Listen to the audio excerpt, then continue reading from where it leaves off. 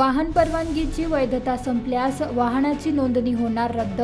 वाहन चालकांनी वाहन परवाना नूतनीकरण तसेच वाहनाच्या कागदपत्रांच्या वैधतेबाबत वेळोवेळी सज्ज राहणे आवश्यक आहे।